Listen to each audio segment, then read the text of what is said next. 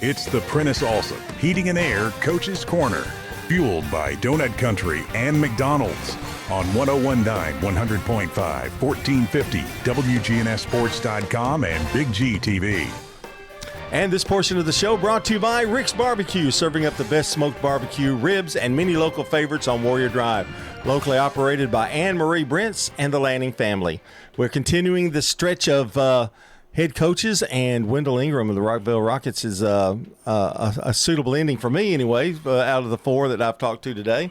And Wendell, it's been kind of a roller coaster ride for the Rockets here in the last week or two. Some really good, some not so good. It has been. The good thing out of it all is we're still fighting. We're still in there. And the games have been super close, I must say. Yeah. The championship game the other night was very good. We knew Oakland was going to come out, and they're making a historic run right now. After starting the season off a little rocky, Coach Rutland has them playing pretty good right now. And that's not a surprise to you, though, is it? It's really? Not. Coach Rutland's a great coach. He did the same thing at Laverne. I rewind. I think he did the same thing at Wake Forest. Yeah. And then he did some great things at Laverne, and he's doing some really, really good things at Oakland right now. Okay, let's talk about the Rockets here a little bit. I know a close game against Oakland in the district championship game. You beat Riverdale 74-50, then lost to Oakland in the championship, and that's kind of where we stand. But overall, I think your guys feel pretty good about what's going on. It has. It worked out pretty good. I think some motivation for the guys is we're going to start the first round of region quarterfinals tonight at home. It's always a good thing if you can play at home. But we're going to play against a team that ended our season last year, which was Laverne. They ended our season, so the guys are using that as motivation. They're gonna have it's a different coach over there now, a lot of different players, but they guys are gonna come out hungry after a big win against Smyrna. I forgot about that. Yeah. And as a coach, you use those kind of things, don't you, to motivate? Because you remember. I do. So I went in the board yesterday, man, and I would just make sure I wrote Laverne 100 times on the board just so they could see it. Because our season ended last year, which we felt like we had a good run that we could have made, and Laverne, they got us, and which was a close game as well. But tonight we got to come out and we got to be ready to go.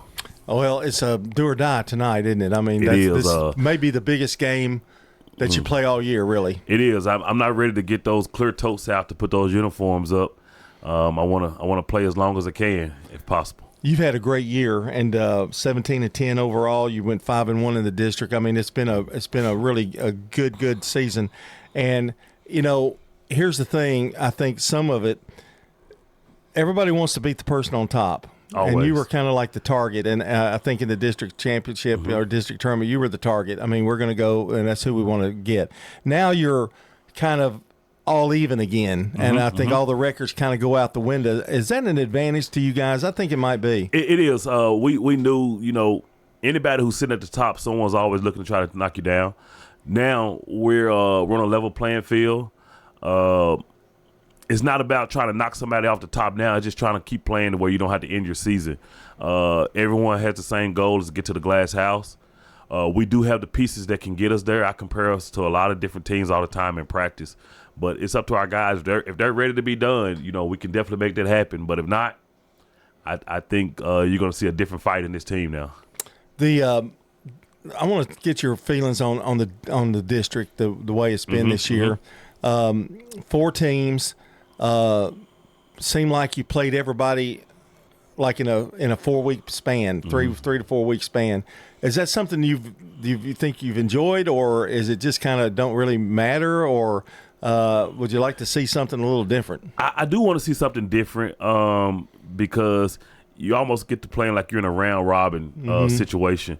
My pay scale on those decisions is not that great with that, but I do wish they do something a little different.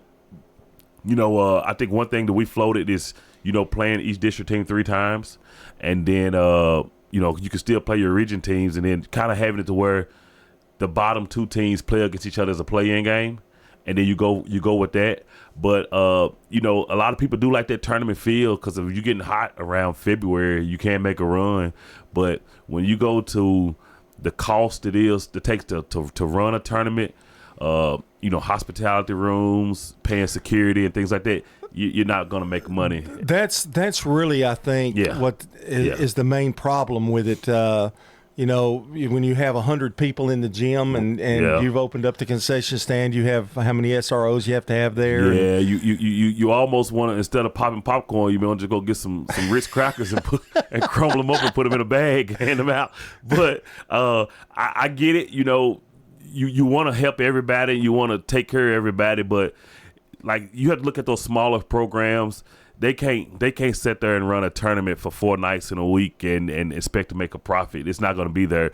And if you're in the business not to make a profit, then why are we even charging to get in the game? So you might as well just have everybody come in or watch through the glass. Do you think it makes a difference that the district tournament basically everybody goes to? I mean, it's no fun in that. Some of the excitement. Yeah, I look at that is kind of being watered down. When I played in high school, you had to play hard to be able to make it. And people now, when you go out there, they will let you beat them by 30 because they're like, hey, I'm in it no matter what. Right. So it's kind of. There's even instances, I think, where people don't play some of their players definitely. Injuries or whatever. Yes, definitely. I just saw that within the last, week or so. People like, hey, I'm not going to play them because, we just want to get ready for the region tournament. Once you start doing it that way, it takes the fun out the game.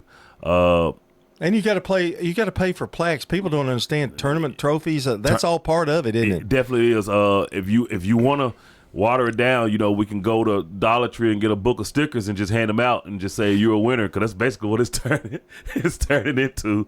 So it's a conversation that's going to happen soon, and someone's just scared to pull that trigger on it right now. And I think too, you have to kind of go through it to actually see it. See it the way it's going, whether you like to make changes or not. Because TWA, they're going to send you that invoice in the email no matter what. Right. If you had 100 people, if you had 1,000 people, and they're just like Middle Tennessee Electric. If you don't pay them, they gonna turn your services off. I'm expecting a pretty good crowd at your place tonight. What game starts at 6? I believe 6 o'clock tonight. You got time to come out and watch a good game tonight, and still have a chance to have a date night tonight. Yeah, if go have dinner, maybe a movie. Yes, sir. Yeah. Definitely. And I mean, our fan base is gonna come out no matter if we played at 5, 6, or 7. We had a good crowd last night for our girls who got a big win last night as well. We're hungry right now, and hopefully we can get this W and be ready for Tuesday night as well. Okay, let's talk about a few players while we got some time. I love Paldo. I wish he'd stay in the game more, but foul trouble sometimes. But he's a force just standing there, really. Yeah, we call him Sinbad because he looked just like him. So he's one of those ones where sometimes he fouls and he come out looking at his hands, and I'm looking at him like, hey, yes, you fouled. And then, it calms him down a little bit. But he's at practice a lot of time. He's like, we cheer him on because he stayed and played 4 quarters. But for this run, Dallas has to be in the game. He has to be in the game. We can't do it without him. I mean, but guys like Jada Smith, who has stepped up,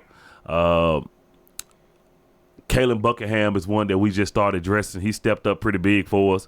But, guys like Elijah France and Kaysen and Arden and Caleb, man, they picked up the pieces sometime for them to where they have to go and guard a big man once Dallas gets in foul trouble. So they take it. They have his back. They definitely have his back.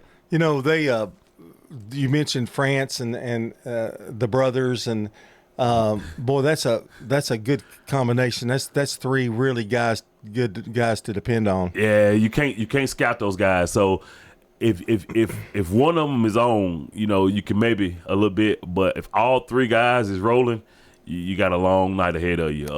They can play. They can play. Arden is really at the free throw line. Yeah. Gosh, that's kind of money. I mean, that's the kind of guy that you want the ball in his hands at the end of the game. And his hand, and the crazy part about it is he's a freshman. Yeah, and he doesn't act like a freshman to me. The way he plays, he never gets excited, never gets that rattled. He now he's growing a little mustache. Now he's really done changed. So he thinks he's a grown up now. So I joke with him a lot. He's a really good kid, and man, the sky's the limit for that kid. He's gonna be really, really good.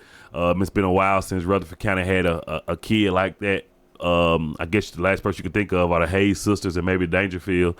But making that kind of impact. Making an impact. And Arden is the next one. I mean, you can stamp it. He's going to be the next kid. What do you look out from Laverne tonight? I know they had a big win in the consolation game. They can be dangerous. They can be dangerous. With Laverne, they playing with nothing to lose. Right. I mean, that's the scariest part. That's the scariest part. So I'm just gonna keep it scripted and be like, hey, we got to come out there and play. Now I could turn it into a pep rally and talk a little jump, but I'm not gonna do that. But they're gonna be ready. They're gonna come out there and give us their best punches, and we just got to be able to dodge them and keep playing. But with our home crowd, we're gonna start the game off fast, and our goal is to try to get ahead of them and stay ahead. With it being the one game and you're out, fast starts are really important, aren't they? I mean, it is, and with us being as conditioned as we are, if you let us get ahead of you, we're gonna probably we're gonna celebrate at the end. We're gonna definitely celebrate. It's a long season, about ready to close, isn't it? Man, it is. I hope I get to sneak back in every once in a while if my season ends soon. So yeah. You're gonna have to call security on me. The games they all matter, but get this one and you live to see again, right? Yes, sir. Yeah. Wendell, always a pleasure talking to you, and good luck tonight against the Laverne Wolverines. That's at 6 o'clock now. If you live in the Rockvale area, go out and check them out. Or if you don't live in the Rockvale area, I guess you can come on out Nashville if you want to, right? Yeah, definitely. This portion of the show brought to you by the law offices of John Day, providing superior legal representation to injury victims and their families. Find out more at johndaylegal.com. Up next, I think Danny Brewer is going to head up the rest of the show.